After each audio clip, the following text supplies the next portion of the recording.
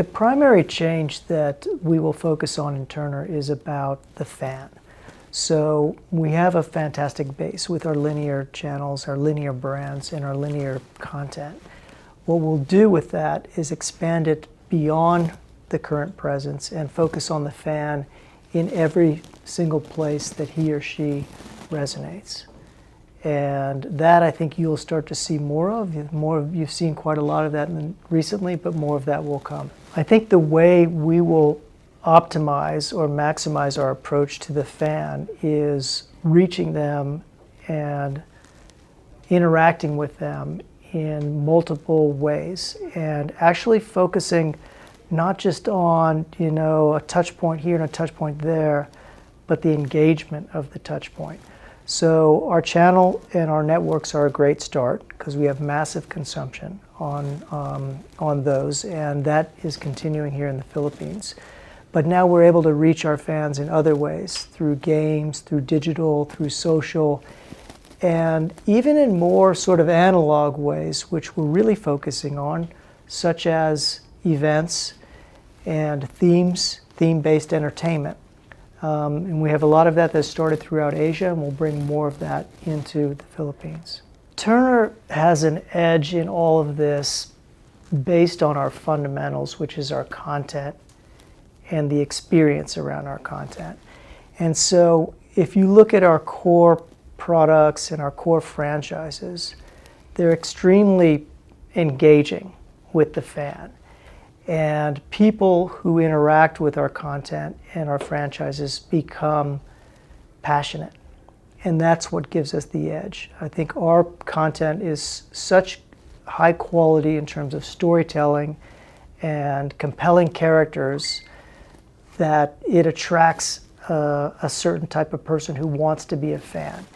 And if you can't build up that base, then you won't be successful. And that's where our advantage is in Turner over the other companies that are out there. And we don't want to discount ratings, and especially for us in the Philippines, we don't want to discount that because our ratings are so strong and so good.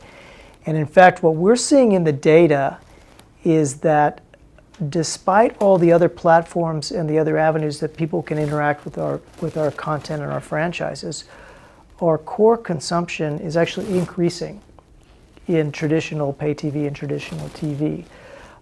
So there is a good amount of relevance in the current rating system, and that still tends to be the currency.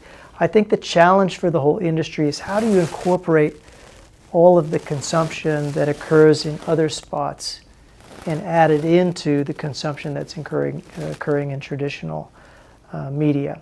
And that's not just a challenge for the ratings industry, it's a challenge for, I think, everybody in general. Even if viewers are moving towards consuming content in different environments, what the data suggests is that television advertising is still very relevant, and it still tends to resonate with the consumer and who the consumer influences. In fact, there's some studies that indicate it resonates even more.